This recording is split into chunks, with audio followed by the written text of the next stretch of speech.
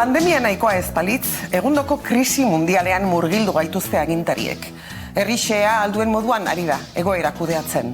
Mas mediaren manipulazioaren doinura dantzan gehienak, eta gutxi batzuk kalima informatiboaren erdian egia bereizten saiatzen. Ez baita erreza ezer ere ikustea jasotzen dugun informaziotik haratago. Badago, ordea, gehiegi begiratu gabe argi eta garbi ikus daitekeen kontu bat. Alegia, pseudo ongizate garaietan lortu diren hobekuntzak krisi garaietan zalantzan jartzen direla. Haietako bat, oso bistakoa, hainbeste borrokatu diren aurrerapen feministak dira. Emakumeon egoerak gaur egun hastapenetako sufragisten borroka ekartzen digu gogora. Ustez konkistatuta geneuzkan esparruak bapatean eta nahasmenduaz baliatuz berriro plazaratzen ari dira. Abortatzeko eskubidea da esparru horietako bat. Orain arte zuloan, une egokiaren zain egon diren arratoiak zientoka ateratzen ari dira beren gordelekuetatik. Esan bezala, krisi garaiek oilartuta. Urtetan isilik egon diren hoiek, une honetan arrotuta dabiltza beren etengabeko emakumeon askatasunaren zapalkuntzan. Hau, gerra bat da. Ez gara isilik geratuko. Aurrean izango gaituzte. Gu gara, arratoi arrapariak. Neskak, egoera larria da. Bueno, neskak, eta ibai, noski. Zerrik asko, ni beti zuekin, Una din noi, Rafaela. Aizue gauza bat esan dezaket nik? Jakina, hau gune librea da, ez beste batzuk bezala. Bueno, esan behar dut, ez zaidala ondo iruditzen gure arerioak aipatzeko arratoiak erabiltzea. Ze kulpa dute arratoiak? Arrazoi dezu miren, erabile ditzagon labezomorroak adibidez. Eta zergatik labezomorroak? Bueno, badakizue emeak arrak baino handiagoa diala? Horrek, zerbait esan nahi du. Ja, arrazoi duzu. Bueno, eta zer erabile genezake orduan? Gizonak, zuzenean... Aizu, ni gizona naiz? Barkatu. Tira, erabakiko dugu hori pixka bat aurrerago, ez da? Kontua da, zer egingo dugu, zer neurri hartuko ditugu aurrera begira? Erreakzionarioen aurkako kontramanifestazioak. Denak ados? Bai. Ados, orduan, hau batez onartuta kontramanifestazioak. Bale, bai. Baina ez zaiztu iruditzen zerbait gehiago egin beharko genukela? Arrazoi, eraso larriak, erantzun larriak behar dituzte. Zu jaurtigailua? Ideia hona da, baina arazotxo bat dugu, gure jantziak akaso ez direla zuaren aurkakoak, ignifugoak. Bueno, orduan, a ber, zu jaurtigailuak erabiltzearen aurka denok, bai ala ez? Bai, tamalez. Bueno, hau batez onartuta zu jaurtigailuak ez erabiltzea. Beste proposamenik? Bueno, zu jaurtigailuak erabilia izateko diru bat inbertitu dezakegu. Arropa ignifoak erosiz? Bai. Bale, arropa ignifoak erostearen alde denok, oso ondo. Hau batez onartuta. Zu jaurtigailuak erabiltzeko hau batez onartu dugu? Eraso larriek, erantzun larriak merezi dituzte.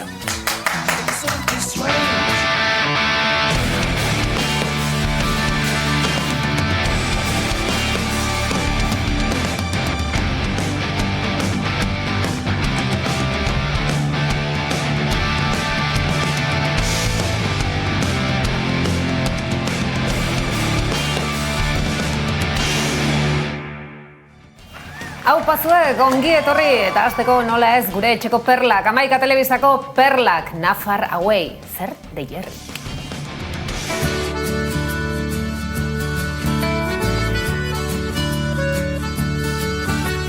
Atzera, aurrera eta gora begiratuz. Pues hemen gaude Bakubarriku Pelen tailerrean, eta hemen normalan lan egiten du nire aitak, baino proiektua gaude biak lan egiten. Ados? Proiektua da materialak berrerabiltzeko proiektu bat. Egokitutako haragi jale hutsak gara. Moralista desnaturalizatua, baina pozik hartzen ditut egun berriaren lehen. Murugarrenen gaude, Lizarraldean, de Jerry baieran, eta hori. Herri txikia da, baina, bueno, ez dago ez taberna ez ezer, baina jarri genuen sagardotegia. Sagardotegia. Bai. Nola du izena? Aldaiondo sagardotegia. Pixka bat hemengo toponimia berreskuratu sartu genuen bidexka honen izena eta jarri genion sagardotegiari hori. Orain gauero ibiltzen nahi, bide ilun eta desolatu eta... Hau txiritinga da. Txiritinga. Txiritinga. Zer da txiritinga? Garagardotegi bat eta hamburgueseria bat. Ikaragarri, handitzen ari zait baina, baterez nau arduratzen horrek, zeren pozik hartzen ditut egun berriaren lehen, eguzki pritzen, azken finean bizina izenaren seinale. Hemen ondu zen bataila bat, ondu zen ekainan ezakiz urtetan. Eta hemen egiten da ospakizun bat, antzerki bat, hori horren rekreazio bat. Beriota, etorkizuneko gizaseme perfektua.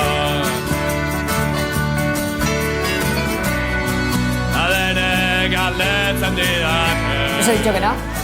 Venga, va.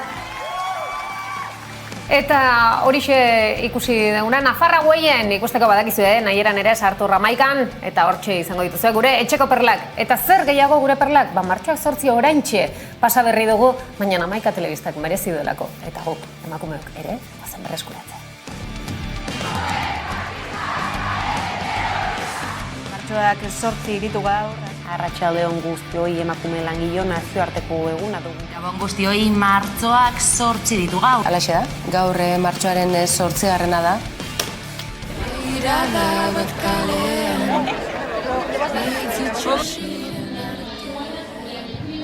Gizarteak ezarritako rol zein estereotipoek, hau da, arduratsua, isila, argala, titiduna, ondorio psikologikoak eragiten dizkiguten neska ikasleoi.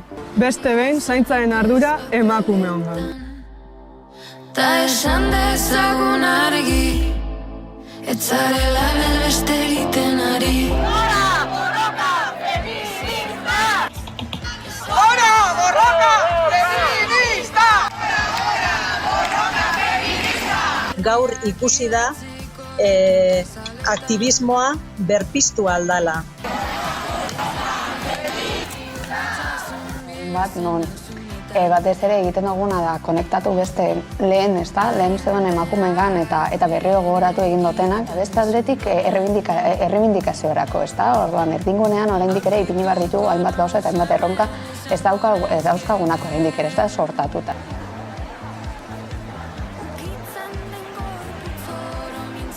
Bost edo 6 urte, egun honetan, igual hainbat gizonek zoriontzen gintuztela, zorionak emakumea eguna gala. Eta ni zan, ez dut nahi ni zoriontzia, ni errespetatzia nahi. Ustelduko zaitu, libratzen zaituzten kartzeletan. Amaitu da eiza, luze. Gure aizpek eta amek eraman duten borroka seitu behar dugula.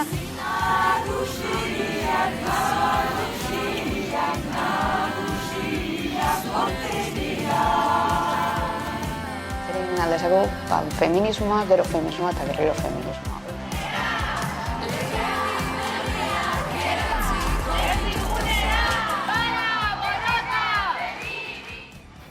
Eta azkenean 3 urte eta gero badator, korrika badator!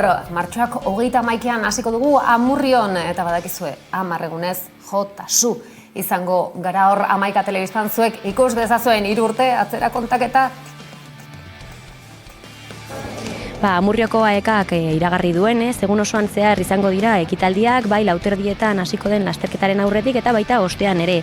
Hala nola Amurrioko txistulariak eta trikitilariak herriko kaleak girotzen arituko dira goiz-goizetik, arratsaldeko 3 aurrera aldatz elektrotxarangak hartuko ditu plazak, korrikaren hasiera heldu bitartean eta beranduago 6 aurrera gozategi, izate faltsua eta dupla taldeen kontzertuak izango dira. Eta hor hasi gara ikusten atzera kontaketan, neskak eta mutila, markatu bai. Badatorrela, atzera kontaketa, barkatu. Badatorrela, atzera kontaketa, hasi dugu gogoa. Korrika kulturala bakarrik entzutarekin ja gogoa, ez da grina. Korrika berekin dakarren guztiarekin. Alaitasuna ez, udaberria, euskara. Bai, eta luzaketak. Eta agujetak, bergintzeak. Bai, ez da, inoiz korri egin duen, ez duen edo norri ikusi daiteke gaur egun kaleetan bere 200 metro horiek duintasunez egiteko, ez da? Korrika ez da benidor. Hasi zaberoketak egiten ekine? Korrika ez da benidor. Bai, gure familiak badu Kortes inguruan kilometro hartu.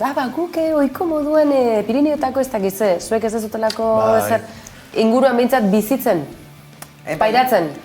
Bai, nik jaso ditut pare bat gordeapen, goizeko 6 bat. Esan nahi duzu jungo zarela, ez da? Bueno, berra da, bai, ez pentsa, ez? Eta nora, sekretua da? Aste garran. Eta gero beste bat, ez da goratzen, iraziertekoa, ez dakit zer duten. Hau izaten da, mendian gora eta bera dabiltzanak alaxe egiten dute. Ez dakit zen mendi gailurri egin eta lehenago izeko 5 korrika pixka bat, gero bizikleta hartuta turmaletetik 11 aitera pasatzeko. Edo, aizue, gau pasa egiten badin badegu, baino tuteran, Hoi esan behar nuen, goizeko 5 korrika denak egin dugu, baina izan da, ordu txikitan pixkat luzapen bat egin da, ez da? Jeki beharren 5 izan da luzapen txikia. Bueno, goizeko 6 geratuzkero, saltzera joan daiteke oso gustara. Beraz, igual joan genez. Begira. Igual joango gara. Ondo ba, esaten ari gara, tutera Euskal Herritik punta batetik besteraino igaroko dela, baina ez karrik Euskal Herrian, mundu zabalean ere bada korri egiten duenik.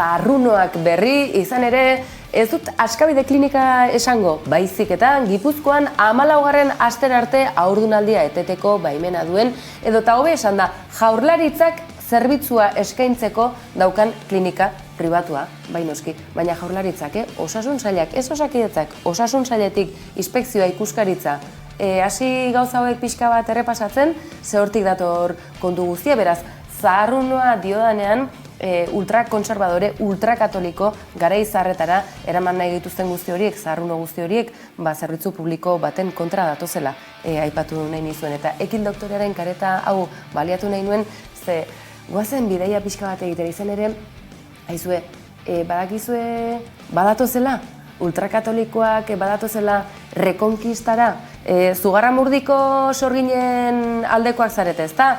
Hauen kontrakoak, izan ere ikusi dezagun, abortorio hitza erabiltzen dute gainera, izan ere badirudi toki luizun bati buruz hizketan ari direla, toki ilun bat, eta bertan emakumeek gauza ilunak egiten dituzte, ezta? Ez legezko eta osasunarekin lotutako zerbitzu publiko bat eta zari gara, baina bereiek abortorio hitza aipatu dute, eta gainera manifestatzeko deia egin, gainera, datorren apirilaren 2. etorri behar omen dute. Garizuma garaia da, ez da Ruper Ordorikaren diskoa soilik, por cierto, egun hauetan esare sozialetan Ruper Ordorika gora eta bere ikusi duzu, Ruper Orkorrika asmatu genuen, sartu Googleen eta datorren astean lasai ekarriko dizuegula. Baina iragarki hau egin eta gero, abortoriotaz ari gara hizketan, ezta?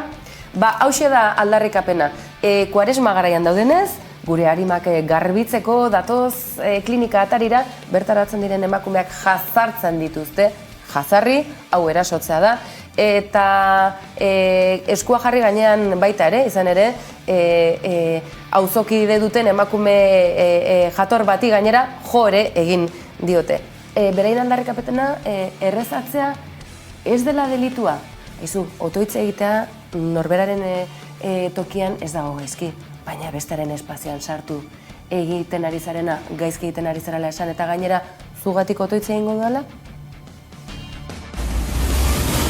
Y tengo que deciros que gracias a que venimos hemos podido rescatar a más de 1000 bebés. Bai, seinalatzen, elbidea, manifestatzera etorri eta bide batez ez dakit baten bat jo, erasotu, ez? Zergatik ez, hemen karta librea, izan ere, Ukrainan boxeko bat agintean dago eta hemen laster beste bat izan dezakegu, ezta? Beraz, hasi motorrak berotzen, ezta? Somos más y seremos más todavía la próxima vez. Ni tú ni nadie nos impedirá rezar. ¡Viva España! ¡Viva! ¡Viva! ¡Viva España católica! Harrapatu duzu ezta? Ibaik egin du. Viva España katolika. Rekonkistarena ez da txantxetarako kontua eta ez pentsa hau mugimendu feministaren parte diren eragileen kontua denik. Hau guztion kontua da eta argi ze badatoz eta honi frenoa jarri ezean, sukalderaino sartuko zaizkigu. Gaur haserrenago ezta, antzematen da. Ekilekin itzuliko naiz, baina maidazue arnaz pixka bat, haserreau pixka bat pasa dakidan.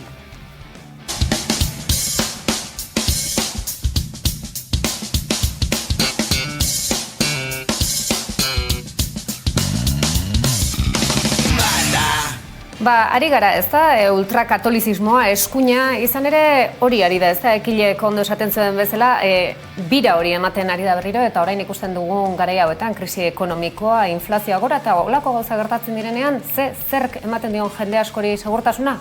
Zergatikan, eskuinak, ultraeskuinak.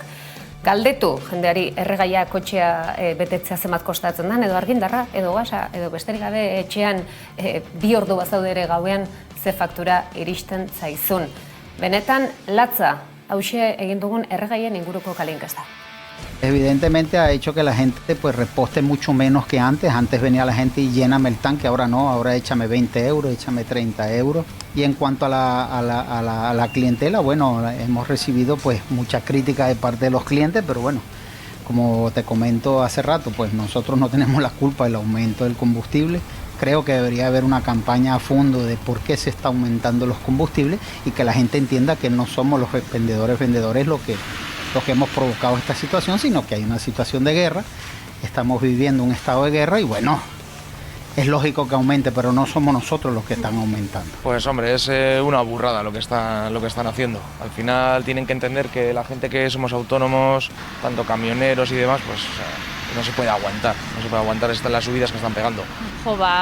Hombre, igoera izugarri handia izan da, eta, claro, soldatak igotzen ari ez direnez, pues, claro, gero eta txireagoak izango gara danak. Penagarria da nire ustez, egoera jasan ezina izango da, bueno, izaten ari daia.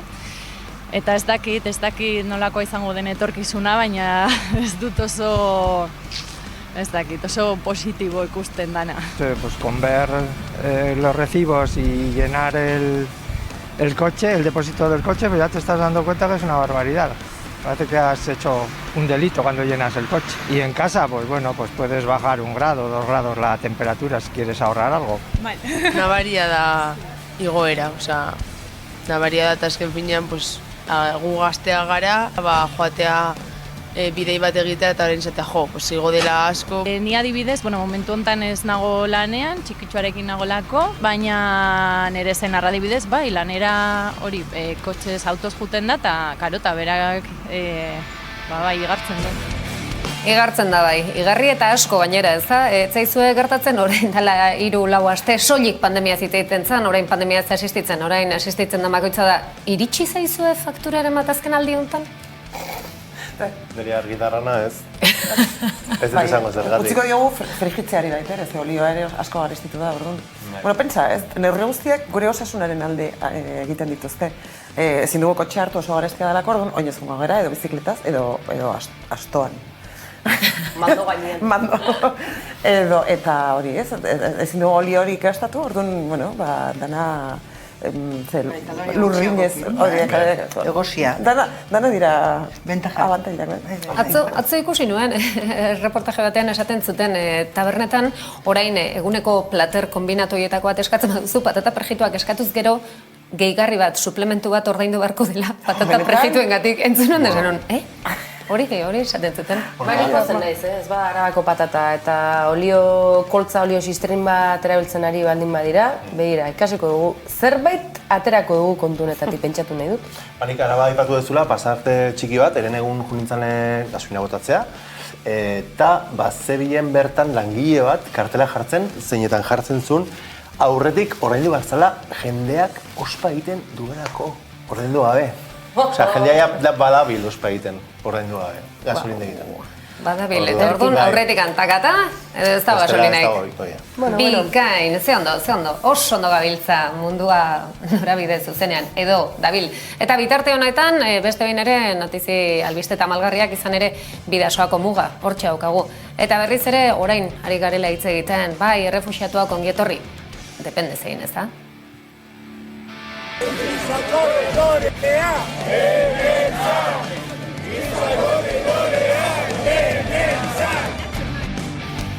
Eta hortxe ez da, ze esan dugu, agian orain askotan ari gara entzuten gainera ez da, eske hauek ez dira errefuxiatu berdinaka, esan dezagun hitz garbiekin ez da, hauek txuriak dira, esan nahi duzue, akaso lasaiago geratzeko.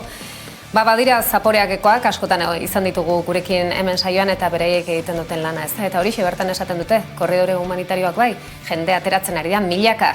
Eta norabide batean dijoazte, etengabean mugitzen, baina baldintzak ez dira berdinak denontzat.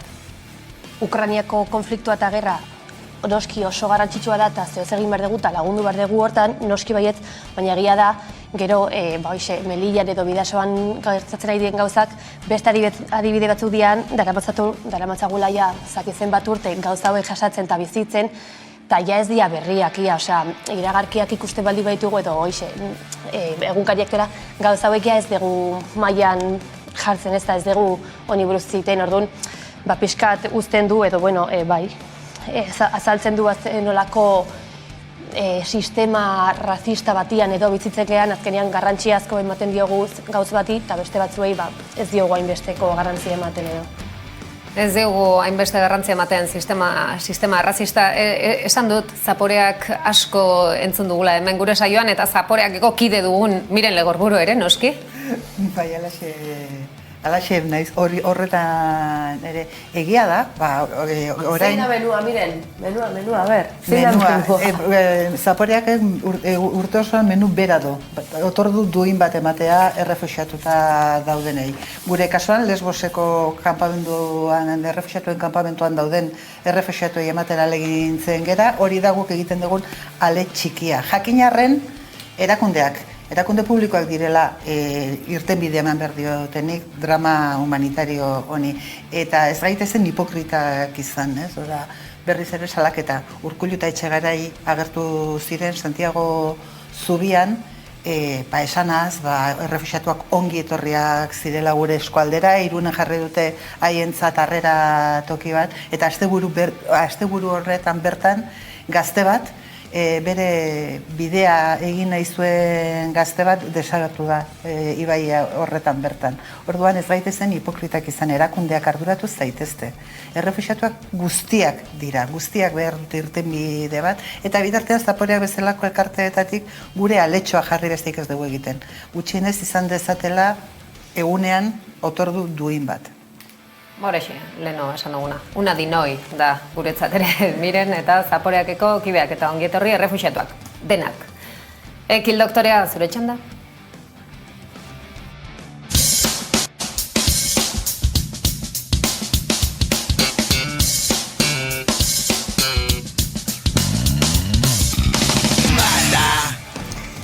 Eta tarte honetan irriparrea aterako dizuet, baina bukaeran. Izan ere, eguneko otordua zaritu gara hizketan, eta non lo egin, non bizi, etxegabetzen kontua ez da etengo, gerraten erdian ere, ziur, etxegabetzerik etzegula faltako.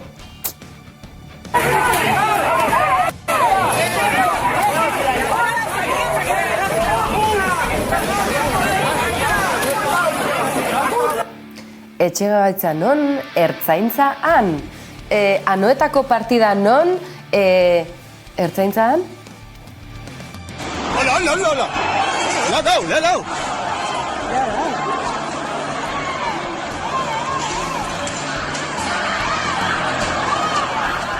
Bai, eman dio, ez dakiguna da, arkautiko tiro praktika horietan, hori bintzat oinarri hartuta, besora, biriketara, bihotzera, edo buruan eman nahi ote zion, edo belarrian ikutu bat, baina izue, eman ematen dio.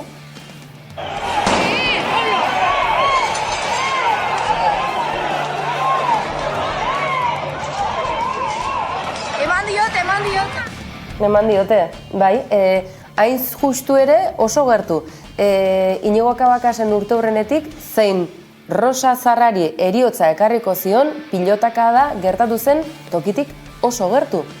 Urte hurren eta beste heriotza batetik oso gertu, baina esan dizuet, saiatuko naiz gaur, irriparratera zen, ze gauza dagoen bezala ez da erraza, eta Ekil doktorearen kontu hauetan ni neu ere hala etortzen naizelako, goazen beste aldeari tira egitera. Ukrainan esan dizuet boxeko bat dutela agintean, hori ez dugu bukatuko, ez da. Garaiotan ez dugu hori bukatuko. Baina ez, meme eta sare sozialetan baten batzu ausartzen dira gauzak akaso bestera batera kontatzen, ze zaila dago, zentsura ederra dago eta edozeinek ezin du edo zer esan. Goazen ba memei tarte eskaintzera, zer ari da gertatzen Ukrainatik abiatuta mundu mailan.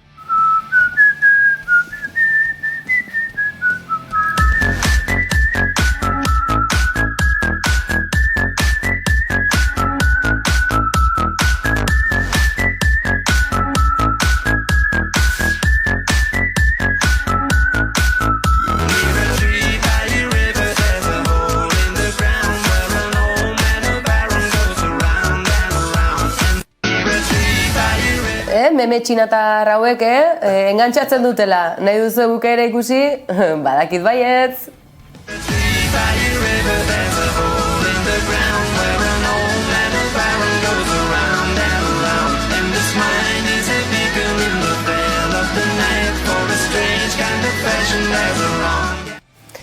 Eta esango duzue, ongi Txinak zer esango ote du, Txina espezialista da gerretan, baina merkatuen arteko gerretan eta hor momentuz garaile da. Bazenekiten Espainiako zorraren ia 100% zut esango, baina erosita daukatela. Hori bai jakin, baina zer diote Latinoamerikan? Badirudi orain Estatu Batuak Venezuelarekin kolega izatekotan dela saiakera behintzat, bai? Zein da analisia? Si fuera hombre, doña Refugio ya le hubiera quitado lo hablador.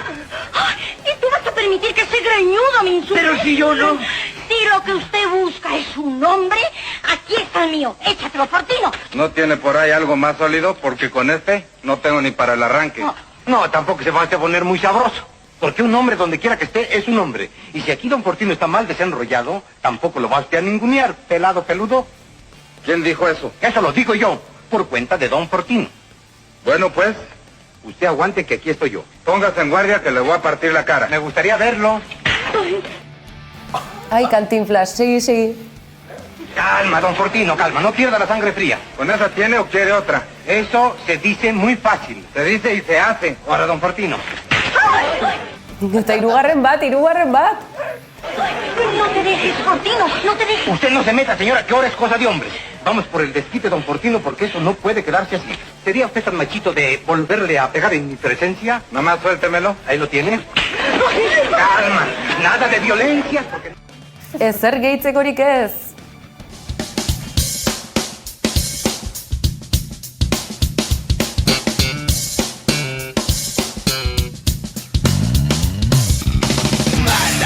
Behintzat, barre pixkatekin utzi gaitu Ekil doktoreak ez dala gutxi eta orain irriparre are handiagoa kamikazeak Ibai Fresnedo.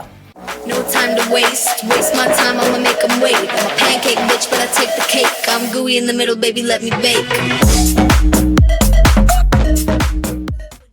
Tira, iritsi da Ines Osinagari egindako elkarrizketaren bigarren atala, eta gogoratuko dezuenez, eta ez badezue gogoratzen, sartu nahi eran eta konprobatu, Inesek bere proiektua kontatu dizkigun, Mauriziak ez dago inorril, Joseba Zerrenaldiarekin batera elkarlanean egiten arian proiektua, eta ustet Ines ja badaukagula Kubara zijoala, eta gaurkoan, hasiko gea bestelako proiektuekin, behintzat ametsen armairuan dazkan proiektu hoiekin. Goazen ikustea. Who's mixing, switching places, 7 minutes in my basement. Sticky hands waving, scabby knees up on the pavement. Engines revving on location, did the lap, he thinks we race. Bai, dauzkat gehiago, claro, porque, es que hau horrela da, gainera, hau eskuartean daukat, eta hau orain ari naiz egikaritzen gauza da, juntatu naizela eta urteak pasa zaizkidala, eta konturatu naiz, badauzkadala, ideia pila bat kajoietan, libretetan, ordenagailuko karpetetan, artxibotan, eta betira karpeta noizbaiten egingo nituzkeen lanak, ez? Eta konturatu naiz, bizitzen noizbaiten egingo zenituzken gauza horiek, zure esku dagoela. Saiatzea eta heltzea, hau ez. Gipuzkoana. Zure esku dago, beti ez dago gure esku. Ezin dugu beti egina. Baina bai, nire buruari eman dio dela baimena, probatzeko eta saiatzeko, eta nire buruari eman dio baimena eta aukera buruan dauzkadan egingo nituzken gauza horiek sortzeko. Eta zoragarria dabilizaten, gainera, ni nator bajaluste batetik, hirugarren erdiondoan, azkeneko erdiondoan gaixotu nintzen, sekulako erdiondoko depresio bat eukin nuen, eta guzti honekin, rehabilitatzen nabilen hontan, eta hobeto sentitzen naizen hontan, berriz ilusioa piztea, bizitzeko, lan egiteko, eta proiektuak, etorkizuneko proiektuei heltzeko, barira izaten oso polita, eta merezi dut. Buruan dauzkat ideia zoropia bat. 8 minutuko podcastetan nire lagunei bialutako audioak testigu, baina ingo nuke amets egiten dut nintzen baitarekin batera podcast bat egitearekin, horrekin amets egiten dut, da nire fantasia. Hori bota zuen, aurrekoan. Badaki, ikusi nuen. Bai, hori da nire fantasietaiko bat, gustatuko litzaidake baita ere daukat buruan horrelako, ez dut izan antzerki bat, baina beste era batera taularatzeko gure, iruditzen zait historia asko daudela kontatzeko, eta kontatzeke. Eta iruditzen badela garaia, bestelako ahots batzutatik kontatutako historiak kontatzeko, eta horrekin konektatuta nau, eta badauko zera baiteko, ez dut esango misioa, baina bai daukat desira hori, eta gauza kontatzearen atzean dagoen lana egiteko indarra. Ze badirudi hemen sortzea dela horrelako esaten dutzut, ez? Musak alineatzen dira izarrak eta musek ekartzen dizkidate kantua gura, ni hiru hile esnatzen goizeko 6etan, ze goizeko 6etatik txikiak esnatzen direnen arte, badauzkat 2 ordu isiltasunean lan egiteko. Bestela ezin dut lanik egin. Eta nire helburua dabilizaten bidean gozatzea. Konturatu nahi, hainbeste aldiz sortu dudala produktu bat egiteko, hainbeste aldiz sortu dudala merkatuak ez dutzen ninduen erritmoekin, baldintzekin eta korseestuekin, asko sufritu dudala. Asko gozatu dut, baina asko sufritu dut. Eta orain nire helburua da bidean gozatzea. Egingo dut kamiseta bat. Eta soldata da hemen exigitzea zilegiren gutxieneko hori.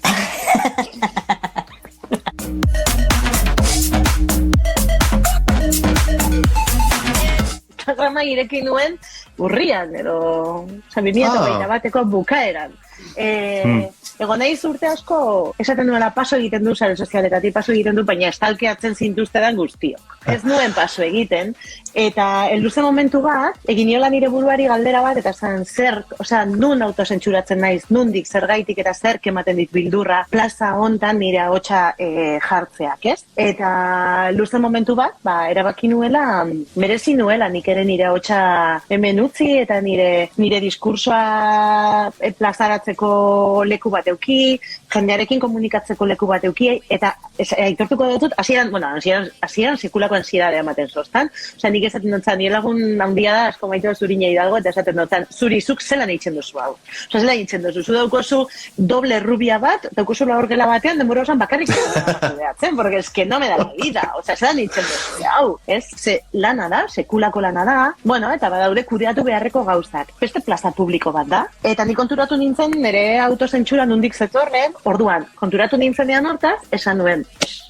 venga, helu da momentua, zabaldu Instagrama. Ansiedade handiarekin, baina hori ere joan da, bere lekuan jartzen, batzutan etxekoek esaten didate, beste batzutan ahaztu egiten zait, beste batzuetan, baina ari da izaten oso guai, lehengo, nik kontaktuan jartzeko miresten duten eta maite duten jende askorekin. Eta iruditzen jat benetan, badaudela babestu beharreko diskursoak, eta babestu beharreko gorputzak, eta babestu beharreko hitzak, eta irudiak eta hori da.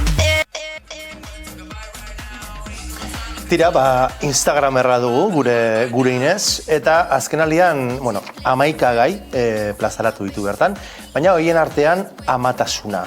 Oso gertutik bizi duelako, eta gaina oso modu kritikoan berak dioen bezala, beharrezkoa da amatasunaren bueltan sortua dagoen iruditeria eraldatzea. Goazen ikustea. I'm the sauce and spaghetti, put it on you kinda heavy. Listen to me, get a semi-country. Ditzen jat, badela garaia baita ere desromantizatzeko gauza asko eta jalatzeko beste batzuk. Desromantizatu behar dugu amatasuna behingoa gaitik, hostia. Nik nire inguruan ama izan berri diren emakumeratik gehien entzuten duten esaldia da nik ez nuen hau espero. Eta hori da sekulako zaplastekoa bizitzan. Eta orduan, nik ez nuen hau espero. Zer hostia espero genuen baguk? Ez? Nik naukan sensazioa amatu nintzenean, berriz, bizitzak beste plastiko bat ematen zidala, behin uste nuela maitasun erromantikoa deseraiki nuela eta hortik askatu nintzela eta ez dakit zer, tururu mandru, askatu nintzela eta gautzak, baina amatasunarekin gertatzen zitzadala antzerako zerbait.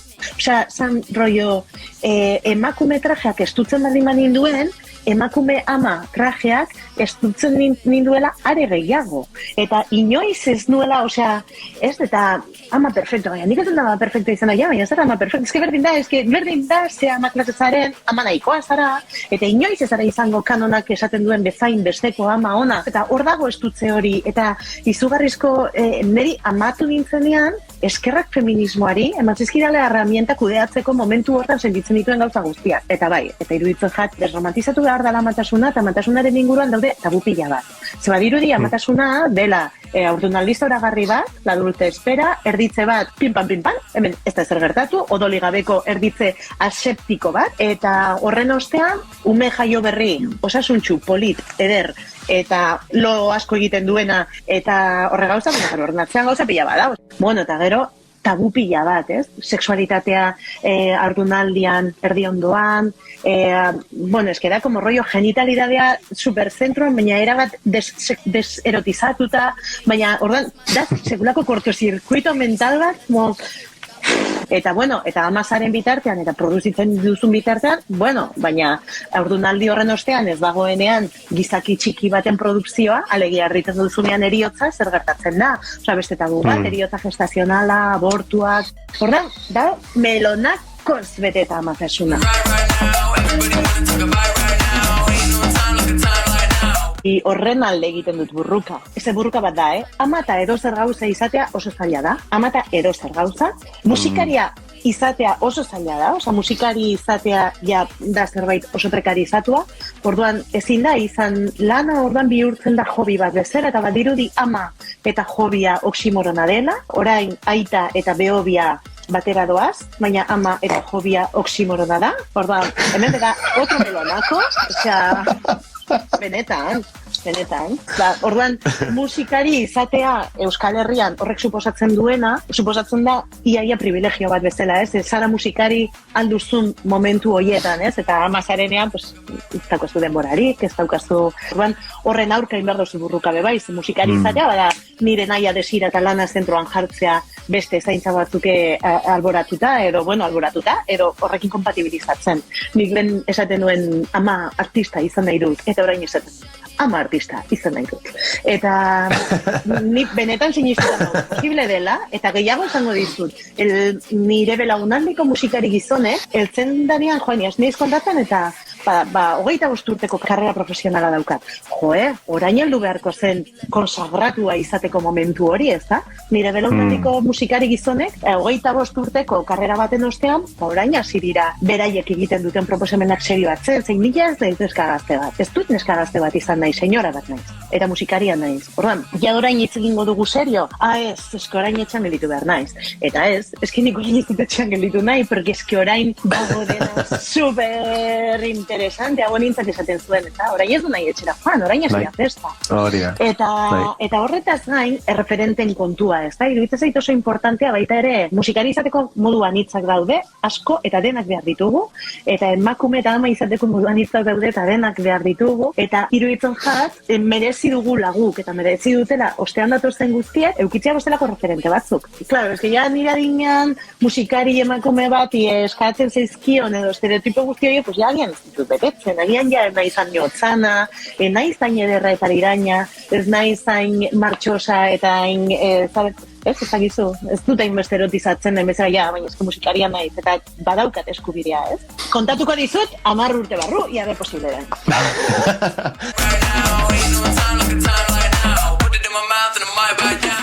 Sekulako gaitzarra amatasunana, Bueno, bai. Melonakoa, melonakoa, Inesek esaten duen bezala. Eta, pixkat, Ines agurtzen joateko, pasako gea galderak amikazetara, baino, gainera, Inesek pasartetxo bat ere kontatuko digu, ez dakik goratuko dezuen, beste telebistakate baten agertzen zen gazteentzako programa bat oso famatua izan zena, dela 21 urte, Inese parte hartu zuen. Betizu. Bueno, kanta baten zorkuntzan ibilizan eta kontatzen digu, bai. No time to waste my time, I'ma make them wait. I'm a pancake bitch. Zertan zara superona, Ines? Abila naiz daukat erratza horrelako abilezia bat, ez dakit intuizioa da no zer, baina gauzak, sentitzeko ikusten eta entzuten ez diren gauzak. Zein izan da, azken urtean gehien entzun duzun kanta? Olat Salvadorren diskoa, orokorrean. Orokorrean, edo zen? Bai, orokorrean. Bai, ez kanta bat, orokorrean. Orokorrean diskortara jota play, bai. Zer esango zenioke 5 urteko Inesi eta zer etorkizunekoari? Ines umeari esango nioke oso ondo egiten zabiz. Eta den aldatzen da. Eta etorkizunekoari ere bai, den aldatzen da. Por cierto, aurrekoan, kuskusio bat. Egon nintzen, Arrasateko gaztetxean, esan ziaten, zupazenekien Ines egon zala korista bezala gora betizu kantan. Hori egia da? Egia da. Gehiago esango dizut. Zika beste naben, gora, hey, gori, Bueno, hori, Aiora Renteriak abesten dau, eta gu ginen korista. Gehiago esango dutzu. Sortu ere bai.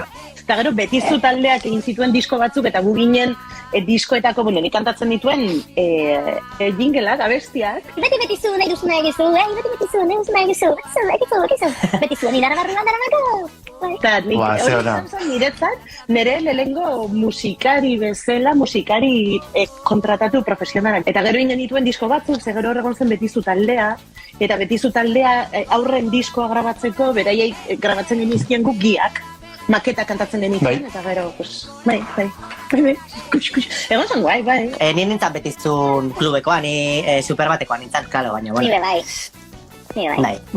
Waste my time, I'ma make them wait. I'm a pancake bitch, but I take the cake. Aurreko kamikaze izan zen, Eneko Gil dantzaria. Berak utzi zuen galdera da, dantza ikuskizunak ikustera zoaz, baiezkoa bada, zergatik bai, eta ezezkoa bada, zergatik ez. Ez naiz joaten. Eta zergaitik, ez dakit erantzuten. Lehengo torte zaidan erantzuna da, nire herriko antzokien ez delako programatzen dantza. Baina, berdin da, kontua da, ez zait iruditzen dantza denik disiplina eskuragarrien daukaguna, alegia. Ez da eskaintza mainstreamen kulturalean ematen den zerbait. Eta hemendik, hortik deia, agian programatu beharko litzateke gehiago dantza. Dakit zergaitik gustatzen zait, eta gorputzak izketan dabiltzanean gustatzen zait, baina ez naiz joaten. Datuko dut. Horain nire txanda. Bai, urrengoari galderatxo bat, guztia. Zer violentatzen zaituzu eta nork zapaltzen duzuzuk? Ainaiz, pentsatzen aber nor dan urrengoa. Pribatutik esango dizut, bai.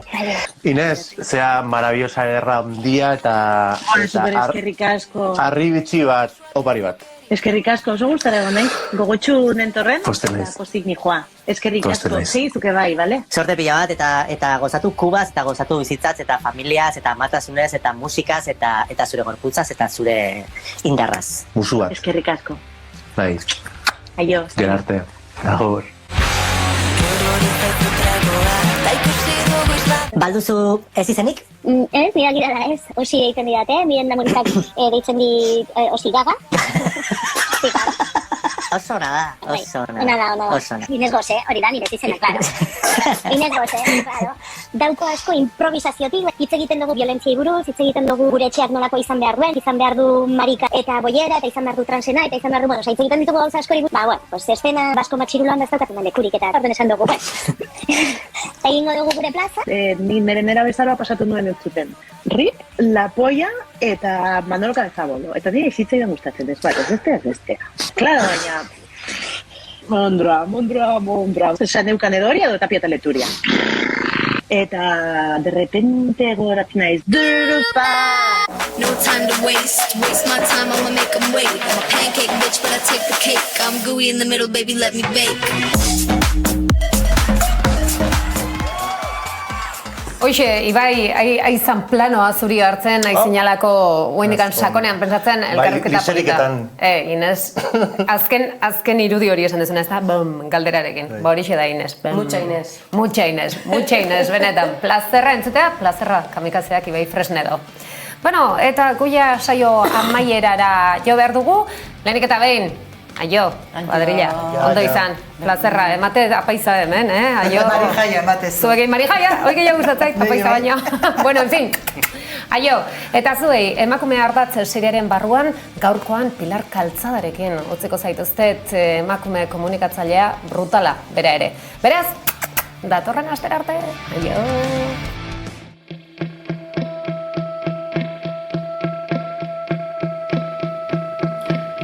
Egun gutxi dira, Kongotik itzuli berri zarela, ez bakarrik, Euskal Herritik emakume komunikatzaile hainbatekin, edabide hainbatetako, baina batez ere, emakume kazetari komunikatzaileak. Pentsatzen dut, esperientzia aberasgarria, baina gogorrari izan dela. Bai, alaxe izan da. Oso aberasgarria, baina aldi berean ere barruan, bere zama usten dizu medietako bat, ez da? Ze emakume komunikatzaile talde bat gara Euskal Herritik, Kongoko Errepublika Demokratikoko emakume komunikatzaileen elkarte batek gonbidatuta, gobernuz kanpoko alboan erakundeak antolatutako proiektua, emakumeak martxan izeneko programa baten barruan. Programa honen bitartez, alboan erakundea eginten ari dena da, emakume izateagatik migrazio eta desplazamentu prozesuetan eragiten dizkiguten askotariko violentzien azterketa. Ulertu nahi dugu zer gertatzen den migrazio eta desplazamentu prozesu desberdinetan, ze violentzia gertatzen diren prozesu horietan eta etapa desberdinetan. Eta, Kongo da programa honen barruan lantzen ari den herrialdetako bat, gehiago dira, Afrikan eta seguruenik, oraindikan ez da ziurra, baina datorren urtean edo beste Hego Amerikara eta Erta Amerikara ere eraman nahi da ikuspegi berbera. Kongora joan gara eta Kongoko historiatik abiatzen baldin bagara, ulertu dezakegu oso egoera bortitzak gertatu zirela garai batean eta gertatzen jarraitzen dutela gaur egun ere. Kibu eskualdean egon gara, Ipar Kibu eta Hego Kibu, hor mugakide edo egiten du Kongok, Ruanda eta Burundirekin. Zoritxarrez nik uste dut jendeari berehala burura etorriko zaizkiola garai baten eskualde horretan izan ziren pasakeriak. Eta horien gainean, lehen aldiz bertako emakume komunikatzaileak lantzen hasi zirenean, jabetu ziren, emakumei gertatutakoa etzela kontuan hartu, etzela kontuan hartzen ari bake prozesuetan, eta eragindako zauri horiek hor baztertuta gelditu zirela inork bertan eskua sartu gabe. Eta, komunikatzaile ziren neurrian, emakume horiei ahotsa eman, entzunez ikasi eta herrigintza mugimendu bat jarri dute martxan. Entzute klubak antolatu dituzte herriskatan, emakume horiek beste emakume batzuekin partekatu alizateko. Gertatu zitzaiena, gertatzen zaiena, eta egunerokoan dituzten zailtasun eta askotariko desberdinkeria. Eta hortik, sekulako mugimendu antolatu duten, niretzako jainkosak dira.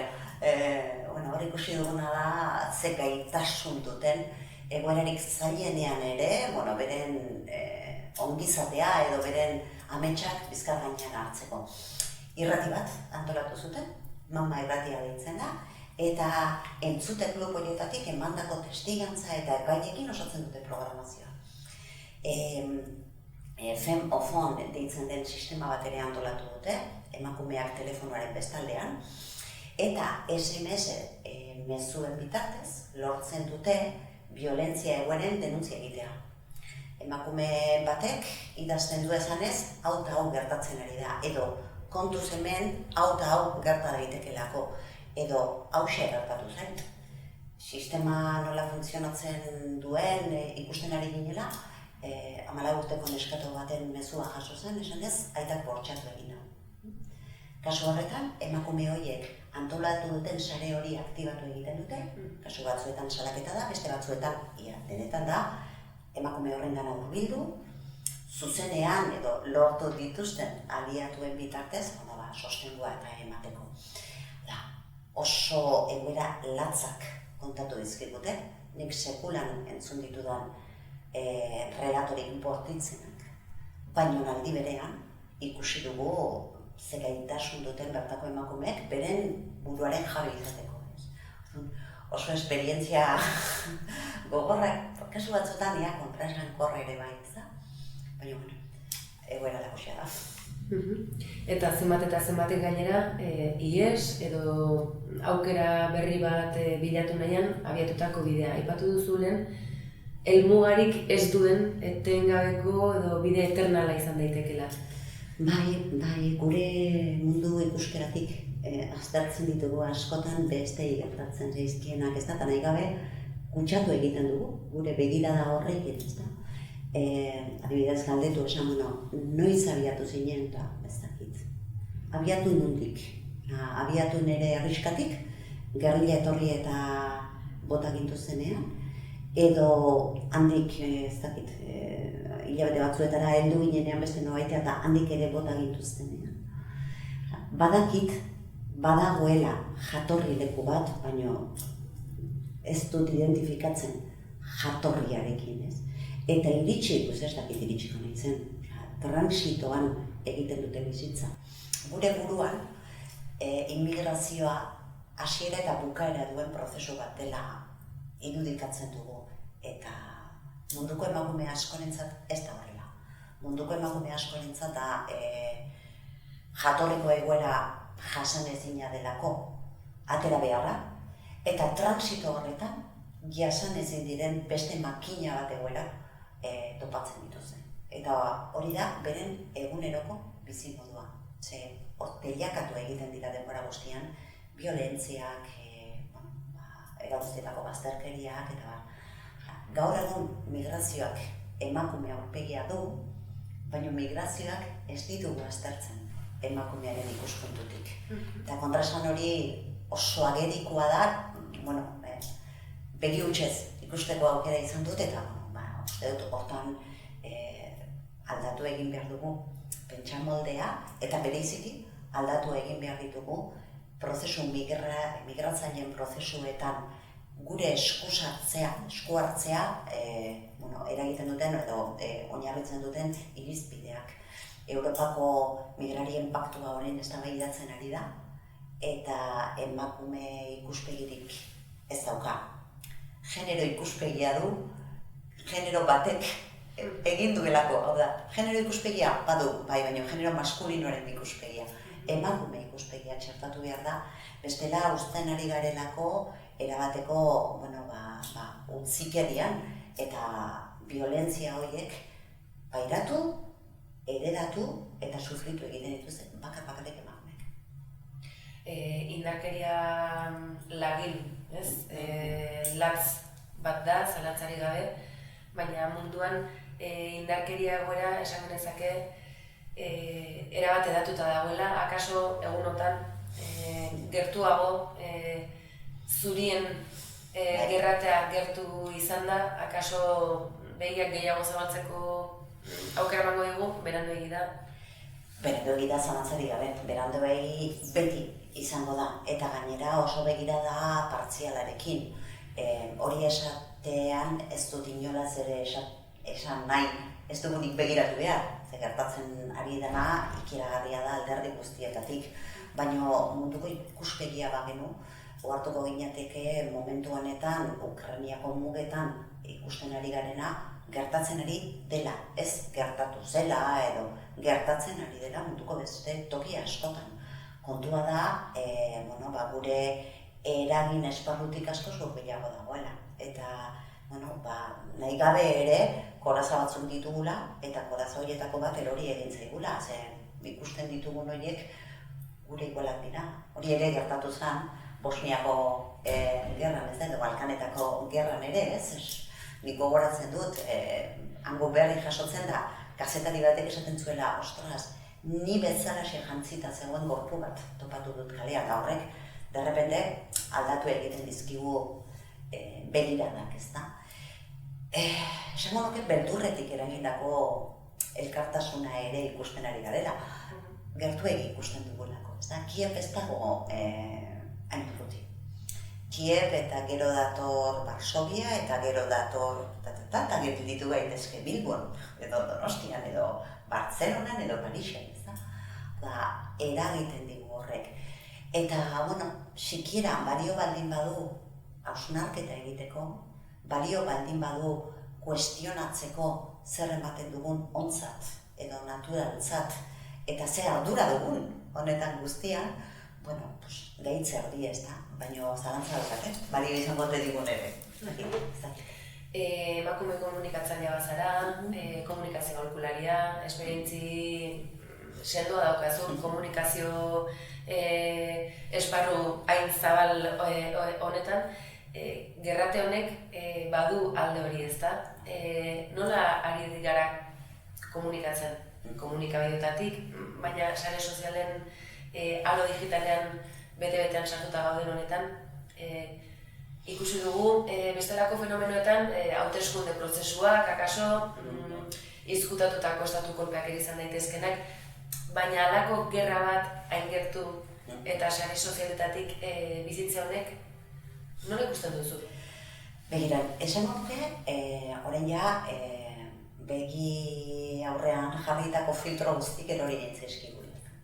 Ze sumatzen genuen edo orain honetan gordinkeri osoz agertzen ari da, gerra mediatiko baten barruan gaude. Gerra honen jokalekua ez da bakarrik Ukraina, ez da bakarrik jokaleku fisiko bat, da jokaleku simboliko bat. Eta hemen garaitu beharrekoa ez da arerioa, baizik eta iritzi publikoa.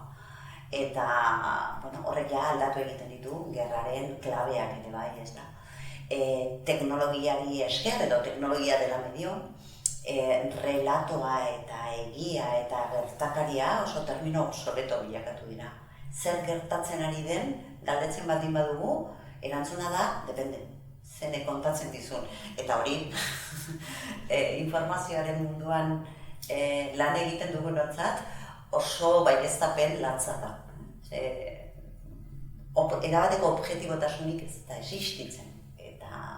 Hori beste gezur bada, realitatearen kontakizun guztiak subjektiboak dira, baina gutxienez zintzoak izatea eskatu behar diogu.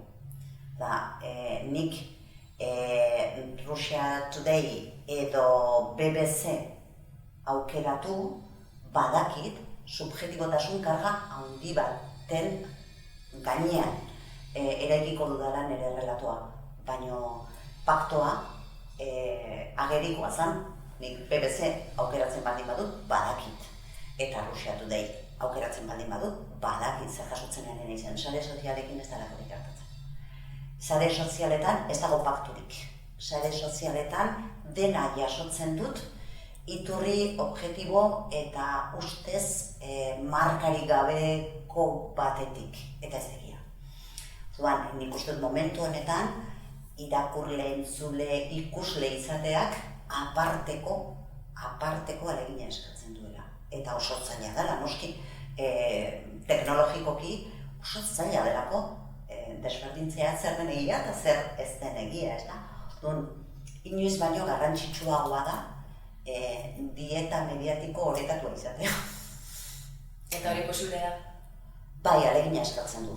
Besterik gabe ematen zaizuna jaten baldin baduzu, janari zabor desenten jateko arriskua zaude. Zuk aukeratzen baldin baduzu, nun erosten duzun, zergaitik erosten duzun, eta ze eskatzen diozun erosten ari zaren hori, posible da.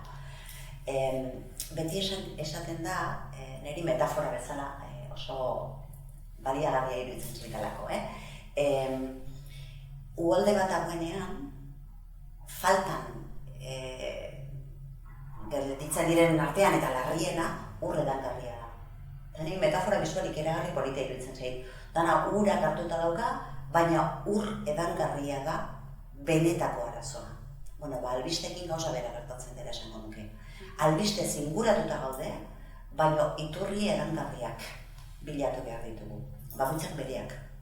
Baina iturri edangarriak kontsumitu behar ditugu, bestela, intoxikatzeko arrisku handia daukagu. Eta intoxikazioa gainera, ez da prozesu individual bat.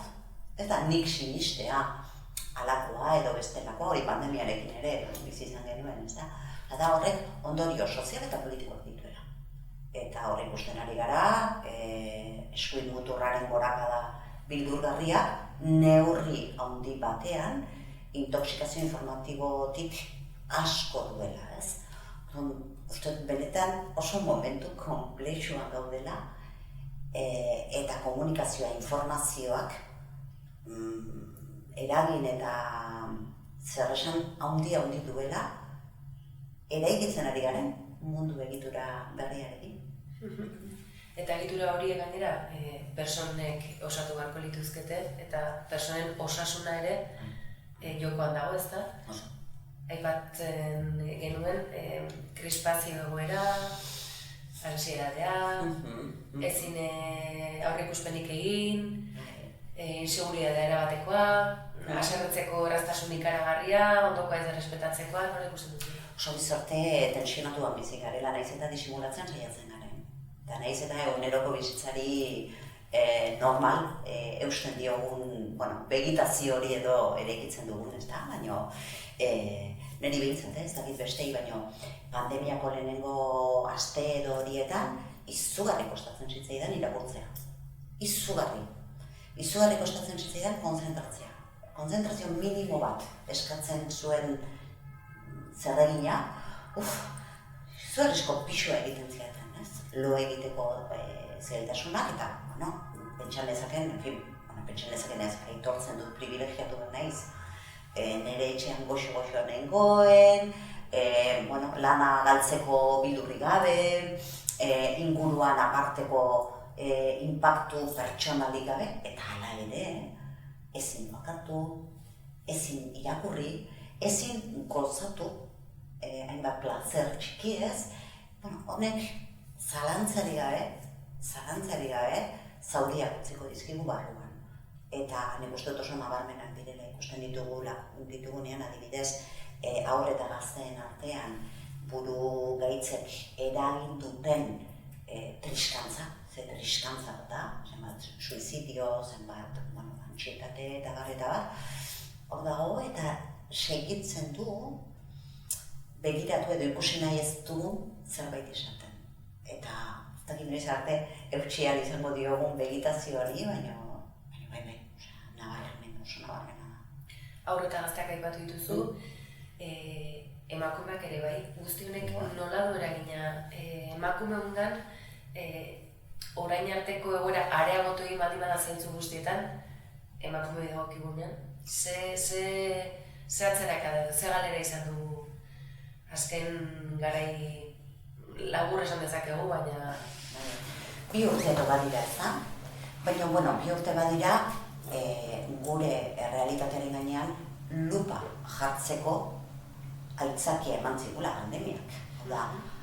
Hor dauden, zeuten joera horiek ez ditu sortu pandemiak, edo ez ditu sortu oraingo krisi honek, lehendik baziuden, baina orain nabarmenago edo ikusten ditugu lupa erraldoi bat jarri diogulako, ez da. Nik uste dute atzera pausuak asko izan direla eta gehiago izateko arriskua ere badagoela. Orokorrean gure gizartea prekarizatu egin da eta berez emakumeak gara prekarizatuenak, beraz atzera beste pausu bat, hori ja maila orokorrean. Oso urruti ditzen zaiko baino goatzen dugu 2018ko greba feministaren aldarria izan zela gu gelditzen bagara, mundua gelditu egiten da. Mundua gelditu zenean, emakumeok 11 aldiz gehiago egin behar izan genuen korrika. Ez da egia, gu ez daukagu gelditzeko lujorik. Gu ezin gea gelditu. Gu diodanean da emakumeok, sujeto plural hori. Emakumeek lan doble egin behar izan dute. Lanik prekarioenak, lanik arriskutsuenak eta ja kolmo. Gainera, ezinbestekotzat izendatzen genituen. Ja, hipokresia handiagorik ez zaigu bururatzen. Prekarizatuta zegoen populazioa, emakumeok, oraindik prekarioago bilakatu gara. Eta ez dut argi ikusten zein den horri aurre egiteko estrategia, ze orokorrean ontzat eman dugu prekarizazioari. Ulertu edo egiten dugu. Normala da, leku guztietan gertatzen ari da, ez egia.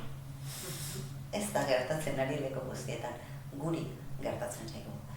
Eta nik uste dut horrek ere beste buelta bat izango duela aurrerantzean. Biolentziei dagokienez, iaia berriro ere genero violentzia existitzen dela esan behar honetan, ukazioaren markoa erosi dugula esango nuke. Orain, onartu dugu, 2 pausu atzerago egin behar dugula berriro ere didaktika bat egiteko emakumeok sufritzen dugun violentziaren inguruan. Eta zein momentutan irabazi diguten partida, esango nuke, irabazi egin digutela. Orain, berriro ere eztabaidatzen dugu hori, inori eritzaioke bururatuko momentu honetan esatea pertsona bati giza eskubideak dagozkiola eta hori eztabaidagarria denik. Hori hala da, emakumeon kasuan ez da hala, oraindik eztabaidatzen ari gara. Eta hori bezala uste dut beste adibide asko ere egon litezkela. Ni oso kezkagarria iruditzen zait. Gure buruan, garapenak beti hobera eta aurrera eramango gintuela pentsa arazten zigulako eta esango nuke oso kontziente garela, hortan, maila guztietan, eten bat gertatzeko arriskoa dagoela. Etena eta atzerakada nabarmena. Bai. Adibide bezala argen ezake esate baterako, egunotan Donostian nahiko mugitu duelako, Koteka Bezuduren auzia, esate baterako, mediatikoki zenolako trataera ematen zaien halako auziei. Aurrekari bat akaso izan zitekeen oihartzuna izan zuelako Iruñeko San Fermin nahietako taldean egindako bortxaketa izagokion auzia. Sumatzen da, kalean pixka bat entzuten da, ea zergatik kasu honetan emakumeak diren kasi auzitan jarriak izan direnak eta jarriko dituztenak. Salaketa bat egin ondotik. Akaso lekukotzetara jo beharrean, hainbeste lekukotza edo salaketa bat badaude ondorioztatzak gehiago badaudela, eta muinera, akaso ikertze zera hori ez? Nik uste dut beti prozesu paralelo bat direla, ez dut uste, behar bada oso auzi luzea izate horretan ere gizarte tensioa apurtu egin da. Aldiz, aipatu duzun Iruñeko bortxaketaren kasuan oso berehalakoa izan zen, oso erantzun bizkorra nola bat esatearen, garai hortan ere pentsa genezaken, zerbaitik han gertatu zen, baina zoritxarrez badakigu bortxaketa, talde bortxaketak egunero izango dela bat edo beste. Guk jakingo ez dugu, baina jakin badakigu gertatzen dira, ezta? Erpin hori zebat besterik ez dugula ikusten. Nik esango nuke zerikusi handia duela tensio sozialarekin ere bai.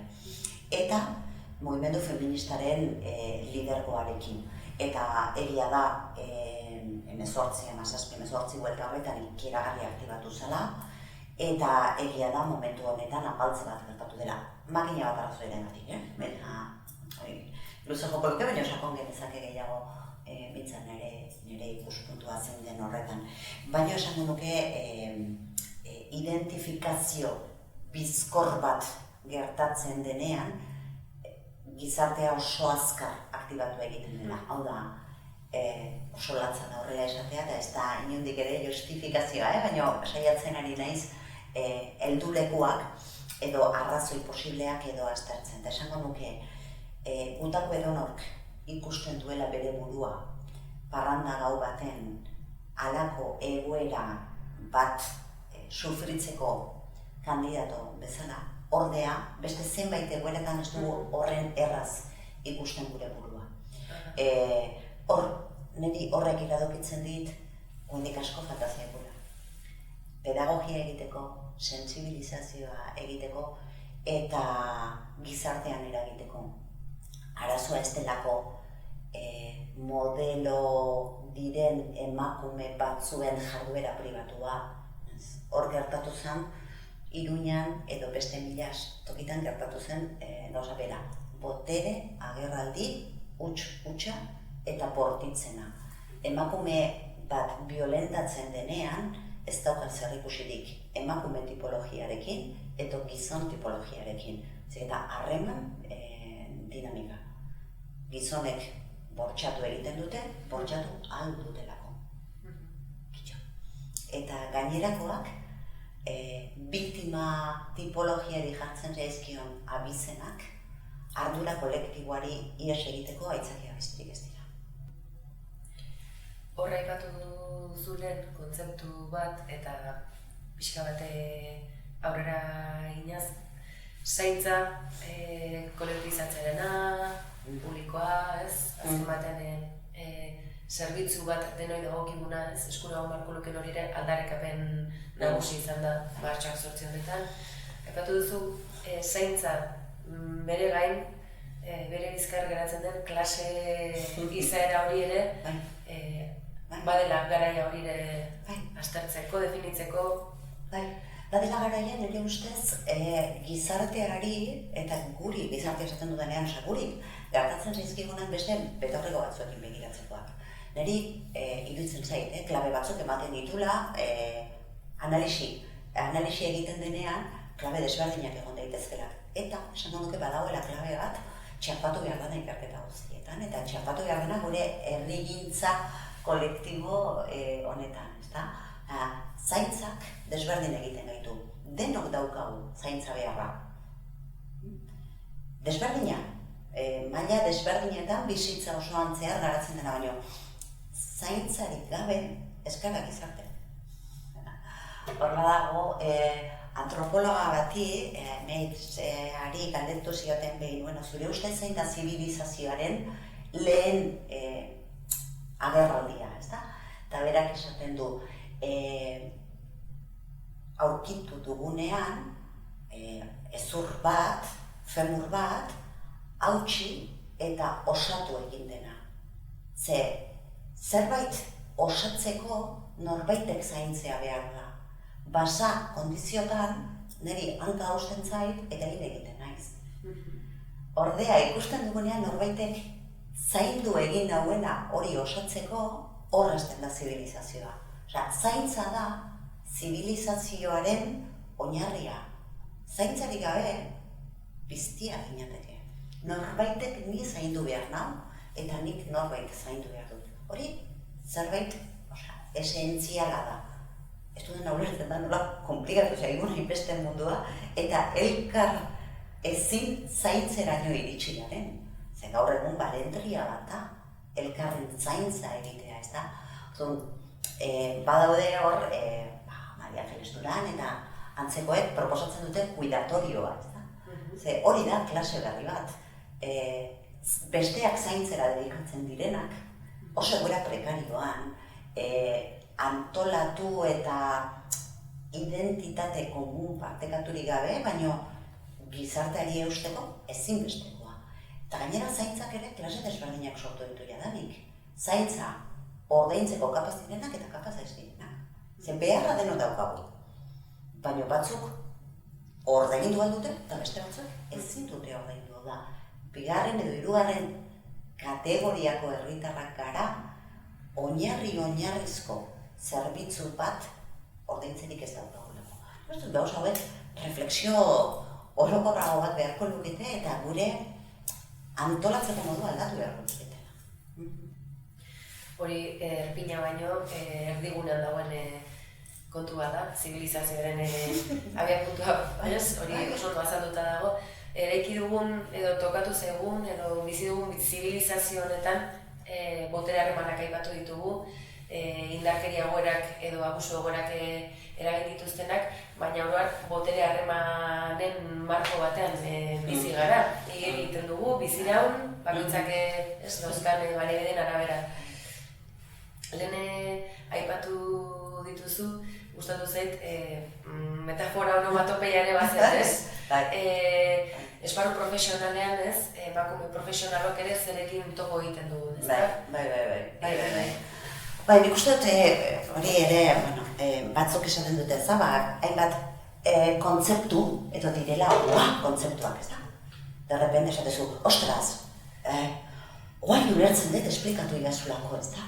Eta beste kontzeptu batzuk dira, entzuten duzunean esatezu, bale, ulertzen dut, baina paneki, nahiz eta izenik ez eguki, ez da? Eta zaintzarekin emakumea askotan gertatzen zaigu hori. Askotan gertatzen zaigu, esplikatzen digutenean esaten dugu, orain izen bat ipini diozu, baina nire bizipena, nire esperientzia antzegoen lehenagotik. Egia da, izenak behar ditugula gure burua antolatzeko eta bereiziki borrokarako tresna izan daitezen, ez da? Ze behar dugu esplizitatu zer den aldatzea nahi duguna.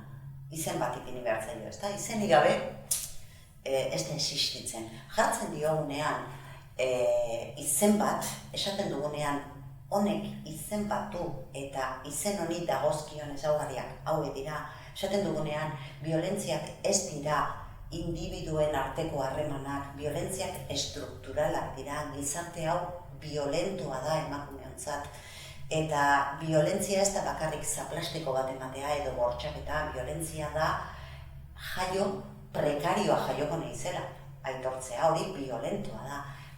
Izenak ipintzen ditugunean gauzak aldatzen hasten dira. Eta nik uste dut oso beharrezkoa dela, ze oraindik bigarren edo hirugarren klaseko herritarra gara.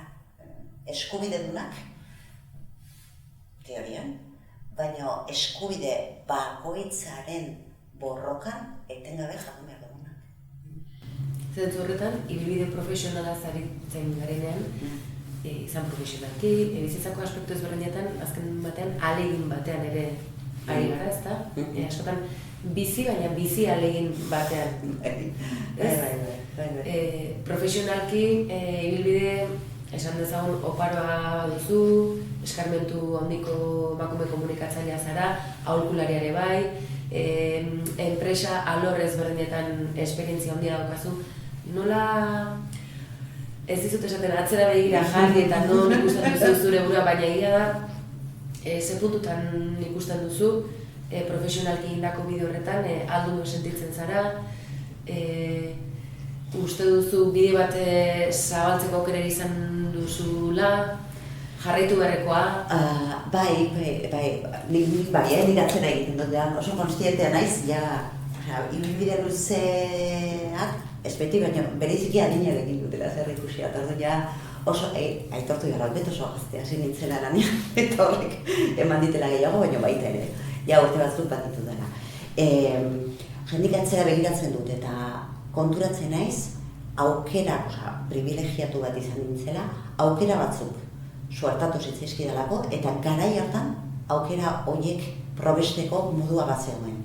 Zoritxarrez esango nuke gaur egun ez dagoela horrelakorik. Nik 18 urterekin irratian hasi nintzen, eta irratian nahi nintzela ofizioa erakusten zidaten profesionalak zeuden. Gaur egun, gazteak sartzen ditugu lan egitera, hor botatzen ditugu, eta profesioa etzaile erakusten. Galdu dugu, oso prekarioa delako gaur egun gure mundua, galdu dugu hori. Eta, karo, ni enintzateke bilbide hori egin duen profesionala izango, hasieran norbaitek eskutik heldu eta profesioa duintasun eta gainera mimoz eman izan ezparit. Nik hori badakit, nik dakidana besteek eskuzabaltasun handiz eman didatelako izan da. Eta nire ikuspegia da gaur egun ez ditugula aukera horiek ematen. Eta ematen dugunean gehienez ere lanpostu bat ematen dugula, ez ikasketa prozesu bat, ezta? Gero, hori ere suertea da edo privilegioa da, proiektu desberdin askotan parte hartzeko aukera izan dut, eta guztietatik asko ikasi dut. Eta hori ere bada gaur egun, nire ustez, gabezia dona. Hemen jartzen zaitut, eta egiten duzun lana zara. Eman aukera gehiago eta ikusiko zuen nola beste gaitasun batzuk ere zabalduko diren hor, eta ikasketa horretan edo aberatsago izango zaren. Konstientea naiz aldi berean, emakume izateak autu batzuk egitera eraman hauela. Gizonek normalean auturik egin gabe aurrera egiten dutela. Nik nire lan esparrua berrantolatu nuen, adibidez, ama izatea erabaki nuenean. Zorionez, antolatzeko aukera izan nuen. Garai hartan ere nire kaxa eta nire proiektuekin nenbilelako, baina autu bat izan zen. Eta nik erabaki nuen, nik arratsaldeetan alabekin egon nahi dut. Nire aukera izan zen, eta antolatu nuen nire profesioa hori egin ahal izateko. Emakume gehienek ezin dute hori egin. Hori eta privilegioa. Eta nire buruari ere esaten diot bi batzu, egin zenuen, baina amorrotik esaten dut zergaitik aukeratu beharko da nik, eta zergaitik beste emakume askok ezin duten aukeratu. Zergaitik kontziliatzea lujo bat da, nik zorionez neure baten inipein eraman ahal izan duena eta gehienek ezin duten. Niri horrek barrua pixkat astintzen dizkit. Eta, suertekoa naizenik ezin dut dukatu, baina aldi berean uste dut ere bai, lan eta kontzientziatik lan desente ere egin behar izan dudala, ezta? Eta momentu honetan egindakotik ez nuke zertxo ere kenduko, eta eginkizun gelditzen denetik ilusio handiarekin uste dudalako, egindako bide honetan kakotxardean, kapitaltxo bat pilatu dudana, eta kapitaltxo hori, kapital sozial, nazionala edo, momentu honetan inbertitzen ari naiz izugarri betetzen dauten proiektuetan. Eta horren, poz-pozik. Zentzu horretan, emakume komunikatzaile gisaren aurkeztu zaitu atarian, eta atariko gai pixka bat berrelduz eta amaierara bidean, emakume komunikatzaileek edo aholkularitzan komunikazioa gaur egun denare baden horretan, emakumeok badugu ekarpen egiteko aukera baldintzatua izango da beti, baina badugu bide bat jorratzekoa, akaso gauzak ere egituran gehiago aldatzekoa, aldundu behar dugu, gehiago sinistu behar dugu gure buruetan, ze askotan gizon aholkulariak dira, eta emakumeak dira testuak idatzeko dituztenak, ez? Neri gertatu izan zait hori, Neri gertatu izan zait, ni proiektu bateko aholkulari izan buru izatea, lankide bat izan gizona, eta bezero bat esatea eskatzea niri bilerako akta egitea. Niloi, beste esango egunero, Baina sarri bai. Maiz. Gaztea baldin bazara, guandik gehiago. Edo gazte itxura baldin bazu, guandik gehiago. Ez du zertan bala izan behar, baina badaukat horren eskarmentua ere bai. Nik uste dut ez bakarrik egin dezakegula. Egin behar dugula. Egin behar dugula, ze agenda ez da osatuta. Normaltzat edo egunerokotzat edo mundu ikuskera, realidadea, aktualidadea kontatzen dugunean, kontatzen ari gara parte txiki bat. Eta badago beste parte bat, emakume begiekin ikusi eta emakume ahotsarekin kontatu beharra dagoena. Bestela, hori bigarren mailako realitatetzat hartzen dela. Irudipena daukat. Eta guk mundua beste begi batzuekin ikusten dugu. Ez dut esango guk bakarrik ikusten dugunik, baina guk ez badugu gure ahotsa hor jartzen, ez du beste inor jartzen. Berriz ere Kongora noa, hor konturatu naiz, oso argigarria izan da niretzat. Emakumek beren egia kontatzeko modua izan dutenean, aldatu egin da herria. Emakume kontatu dutenean, niri hau eta hau eta hau gertatu zait, beste emakume batzuek entzun, eta lortu dute adibidez, gerra krimentzat hartzea emakumeen kontrako bortxaketak. Hori ez zegoen, ez zen existitzen, aldatu egin dute mundua. Eta nola izan da posible, emakume batzuek hitz egin, eta beste emakume batzuek entzun egin dutelako. Hain simple. Niretzako oso ikasketa sakona izan da, jabetu naizelako erantzukizun handia daukagula. Txikia edo, baina ahotsa daukagun emakumeok. Guk aukeratuko dugu zerri buruz hitz egin. Baina aukeratzen baldin badugu kontzientziatik, aukeratzen baldin badugu mundua beste modu batez antolatu daitekeela diotenen relatoa jasotzea, gaurak aldatu daitezke. Eta ez bakarrik hango kontestuan, gurean ere bai, ahotsa ematen baldin badiegu hemen ahotsik ez daukaten emakumei, nik esan dit mundua aldatuko dugun, baina beren mundua aldatzeko pausotxo bat bintzat egingo dugun. Nik uste hori erantzukizuna dela. Bukatzaldera, gonbidatu izan ditugun gainerako emakume ahaldunduei ere, halaxe galdetu diagulako, izan zientzialari, ikerlari, zure kasuan komunikatzaile, aholkulari, zerrenda luze egiten zait.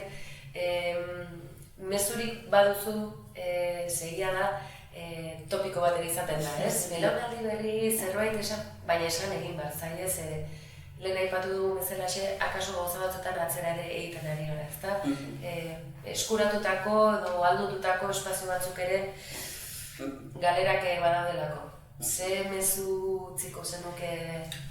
Bai, nik lehendabizi gazteenei uste barkamena eskatu diegula. Gure esku zegoen guztia ez dugulako egin, eta oraindik etxeko lan dexente utzi dizkia bat dugulako egiteke. Askotan, leporatu egiten diegu guk egintenik izan ez duguna. Beraz, lehendabizi barkatu, saiatu gara, agian ez gara kapaz izan, baina konstiente gara, badaukagula zor bat, eta zor horretatik hitz egiten ari gara, kontuz leziodik ezin zaien bat, inundik ere. Eta nik esango nieke, bereiziki sendo aurrera egiteko. Barkamenik eta baimenik eskatu gabe. Esaten diegunean aldundu egin behar zarete, esaten ari garena da, segi egiten ari zareten bidetik, eta ez eskatu baimenik aurrera egiteko. Ze batzuetan, uste dut, gure baimena ere, baldintzatu edo egiten duela horren zain egoteak. Nik nire esperientziatik ere ikusten dut, zorionez jende gazteaz inguratuta bizi naiz, daukaten gaitasun horrek mundu hobe bat egingo du, zalantzari gabe. Beti ere lortzen baldin badute, gu gehiagi ez estorbatzea. Uste dut, gaitasun guztia dauzkatela aurrera egiten jarraitzeko. Ez emateko, ezer konkistatutzat. Ez emateko. Amurre horiek hor daude eta oso tentagarriak dira, berehala ikusten dugu tira, nik hau ja egina daukat. Ez eman konkistatutzat. Olatuek gero horresak eragiten dute. Eta beraiek olatuka ari dira aurrera egiten kontuz resakarekin, besterik gabe erne egon daitezen. Ez dauka zalantzarik oso erne eta oso zoli biliko direla eta rapatuko dituztela trampa horiek. Bazpare, bakarrik hori esango nioke, barkatu, ez dugulako gure esku zegoen guztia egin.